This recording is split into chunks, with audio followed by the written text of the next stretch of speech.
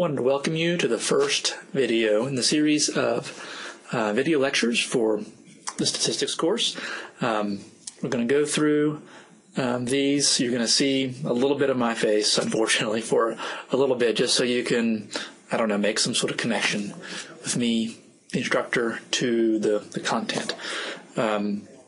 This first lesson we're going to look at is on data collection. We're going to go through this pretty fast. There really aren't a lot of problems to solve per se, so a lot of it's just vocabulary and just getting a sense for what statistics is. So the first part is we've got to collect data. And we need to be able to, the objectives for this entire chapter, we need to be able to differentiate between the two branches of statistics. We have descriptive and inferential. Now, the first part of the course, we're going to be looking primarily at descriptive type statistics. And in the second half of the course, we primarily look at inferential statistics. We're going to identify different types of data. We've got qualitative data and quantitative data, or categorical data. We have discrete and continuous. And we need to identify the four types of sampling techniques. We have random sampling, systematic sampling, stratified sampling, and cluster sampling. And then to be able to explain and recognize differences between an observational study and an experimental study, because the conclusions we draw from those two different types of studies are completely different. And that's really important. That's a huge part of the entire course, actually. So we'll be hitting a lot of these objectives, not just in this one chapter.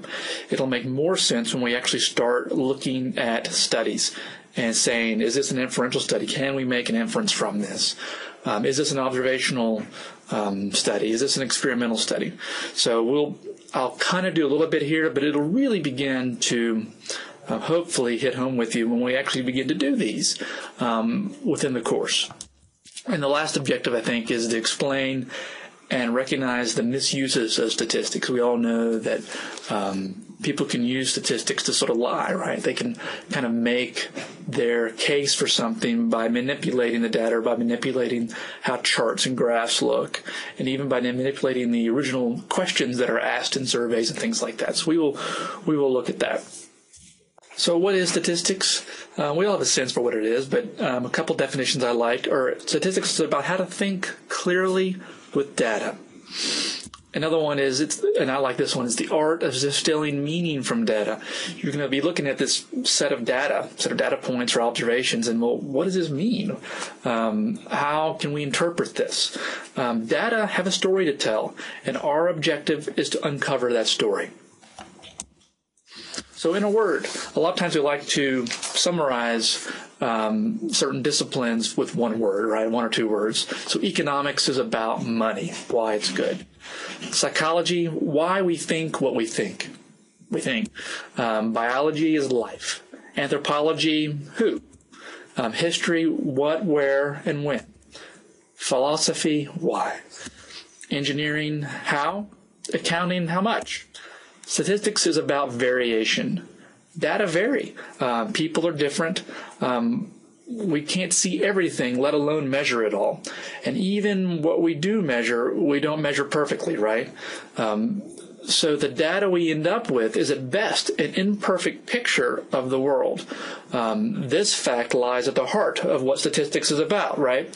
How to make sense of it is the primary challenge that we'll grapple with in this course. So the process of statistics.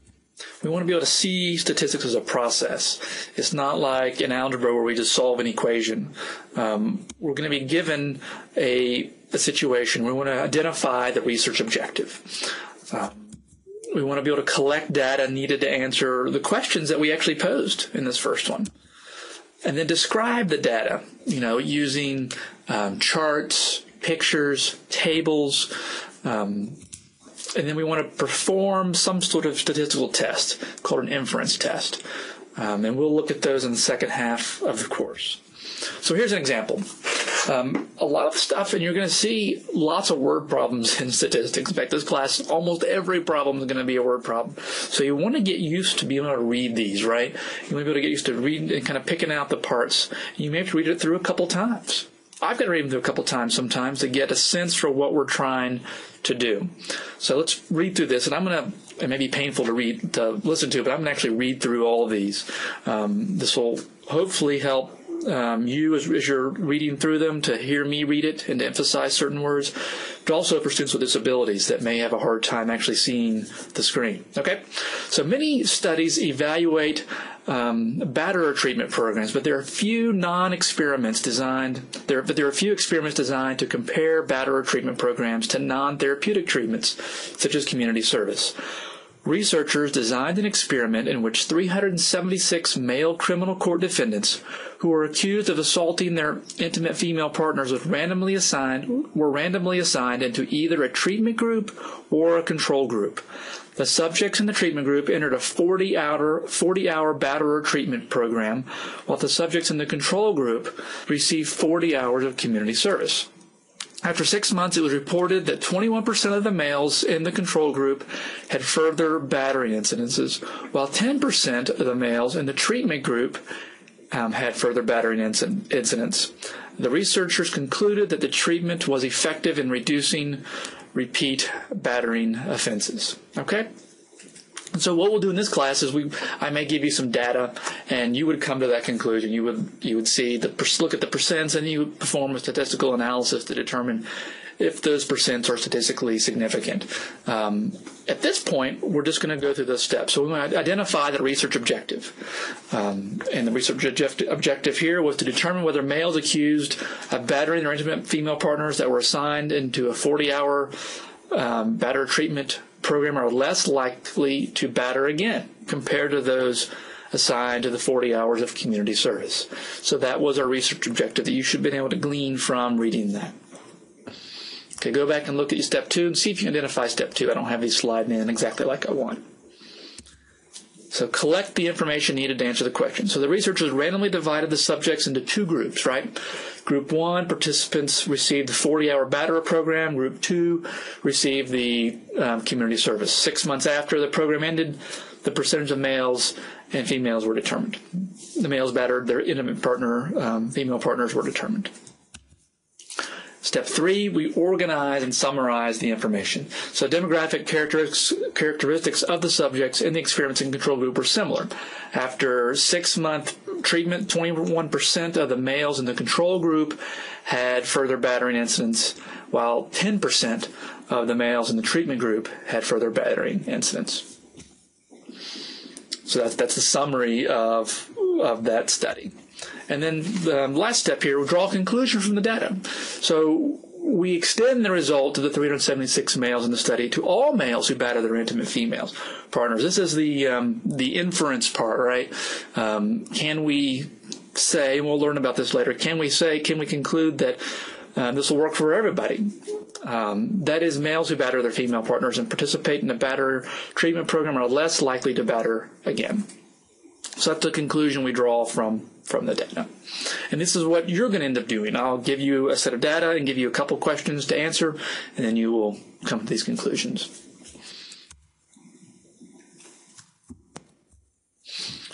Identify types of data. So we make a distinction between categorical variables, also called qualitative, and quantitative variables. We sometimes refer to these as categorical data and quantitative data. Here are 2 definitions. Quantitative data consists of numbers, think quantity, representing counts or measurements. Qualitative data, or also categorical data, can be separated into 2 different categories that are distinguished by some non-numeric characteristics. Now, we can't get too confused on this. Just because it happens to be the categories happen to be numbers doesn't mean that it's quantitative, like zip codes and things like that. We typically don't think of that as quantitative. Or if we're doing 1 for males and 2 for females, just because we put numbers in there doesn't mean that's quantitative data. Okay? So let's look at an example. So classify each variable as qualitative or quantitative. So the number of bikes sold in a year. And again, I'd recommend pausing before we reveal the answer on a lot of these. It'll just kind of help you make that connection if you're doing that. So quantitative, the number of bikes. What's the number of bikes? It'll be like 27, 309, 422. It's a numerical quantity. the color of baseball caps sold in the store.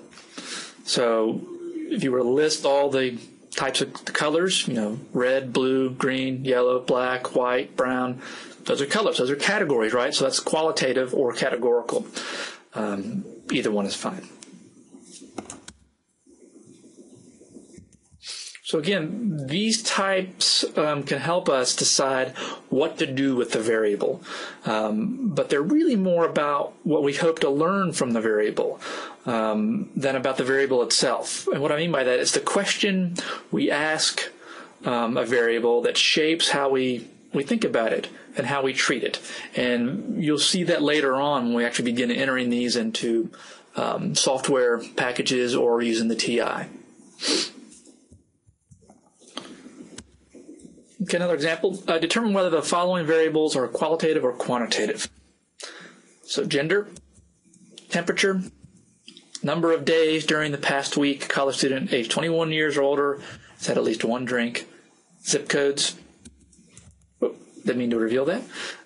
So go ahead and take a moment to think about these, where you would classify these as qualitative or quantitative. Go ahead and pause it now, and then we'll talk about them. Okay, gender. Gender is going to be qualitative, right? It allows the researcher to categorize individuals as male or female. Two categories, right? So categorical or qualitative. What about temperature? Well, temperature is quantitative, right? It is numeric, and operations such as addition and subtraction provide meaningful results. That's another way to kind of think about this. When we subtract or add the numbers, does it have any meaning? And part C, the number of days during the past week a college student age 21 years or older has had at least one drink. Well, it's quantitative, right? It's numeric. Operations such as addition, subtraction do provide meaningful results. Number of days, 32, 35, things like that. Or hopefully not that many because it's only 1 week. 3, 4, so forth, 0. What about zip codes? Zip codes are qualitative, right? Categorization by location. Addition, subtraction really doesn't provide anything meaningful here for us. And there's a summary of the answers. Okay, identify the name of the variable and specify whether its use should be treated as categorical, qualitative, or quantitative. So here's the example. A listing posted by Arby's restaurant chain gives for each sandwich it sells the type of meat in the sandwich, the number of calories, and the serving size in ounces. Data might be used to assess nutritional value of the different sandwiches. So take a moment now to identify the the name of the variable and then specify whether its use should be treated as categorical or quantitative. All right, welcome back. I know you paused it. I know you did. So the first variable would be the type of meat, right? We've got type of meat. Maybe I can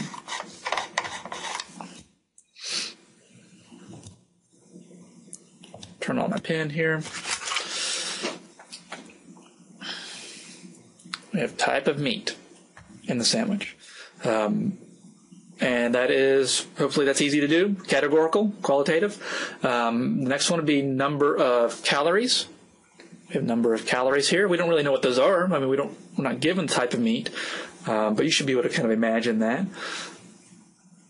And the serving size in ounces. So serving size in ounces, that would be quantitative, right? I mean, we're thinking 40 ounces, 20 ounces, etc. And I think I summarized that here. I do.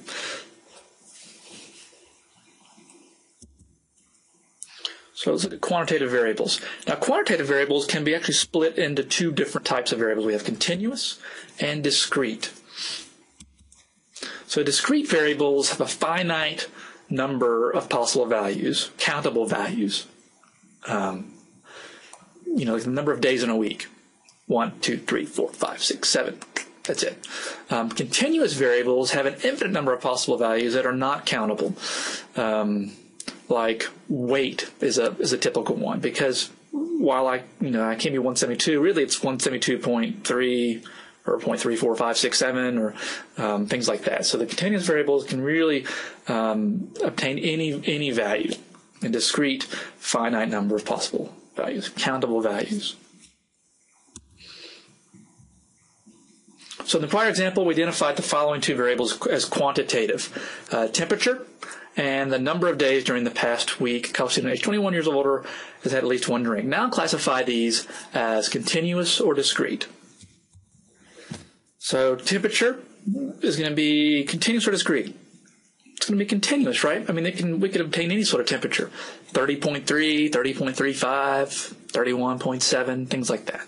So if you think, I guess one way to look at it, if you think about it, if I can start putting decimals on these, and they actually make sense in light of the data that we usually collect, it's more than likely going to be continuous, is another way to look at it. The number of days during the past week college students at age 21 years or older has had at least one drink. We wouldn't say 1.5 days. I mean, they either had a drink that day or they didn't. So this one is going to be discrete, right? We have countable numbers, and I kind of already talked about that earlier.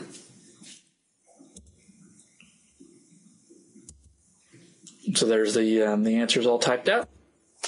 Don't always do that, but I did on a few of these. Another example, the Kentucky Derby is a horse race that has been run every year since 1875. Here is the data for some of the races. Identify the variable and indicate if it's quantitative or qualitative. If it's quantitative, indicate whether it's discrete or continuous. And this is the kind of data we'll be looking at a little bit more than the other ones, right? I mean, we're going to be wanting to, or if we have that situation, we're going to want to set it up in some sort of spreadsheet. That's how we end up analyzing the data in statistical software packages. Okay, so look at these and see if you can come up with the answer. Okay, so you may want to organize this in some sort of table, right? So you may want to have year and then winter. So those are the variables. So your variables are generally, if not always, these right here at the top. So when I'm thinking variable, I'm thinking I'm going to be creating a column. So year, that's a variable. And then we want to identify the variable if it's quantitative or qualitative. So is year quantitative or qualitative? Is what the question you want to ask yourself. The same for all these other ones, for winter and for margin. And then if it's quantitative, indicate if it's discrete or continuous. Okay. So I've got it set up in a little table. We got the variable. I've already given that to you over here. I assume you can look at those once I explain that. Now, I think this all comes in at once, so let's just talk about this. So year, you think it's going to be quantitative or qualitative? It's going to be quantitative, right? We're talking about a year. It's a number. And addition, subtraction of years actually makes sense. What about the winter? Got a fly in here. A winter, we're talking about a person, right? Or a horse. So it's going to be categorical, right? So go ahead and think about those and each of those and see if you can come up with that. Go ahead and pause the video. Welcome back. I know you paused it. I know you did. So let's go ahead and reveal the answers here. Does that make sense? Jockey, qualitative. The net to winner is quantitative. We're talking about the amount of money that's given to the winner. The duration, how long it actually took, is going to be quantitative. And the track conditions is qualitative. And then we had, for our quantitative variables, the year is discrete, countable number. It's happening in specific years. It wouldn't happen in we didn't say it happens in 1996.2 or something like that, right? You can have fractional parts of a year, but that's not how the data are recorded in this particular context. The net to winner is discrete. It's a countable amount of money that's given. And the duration is continuous, right? We could end at any possible moment. So that is continuous. So just some examples of descriptive statistics.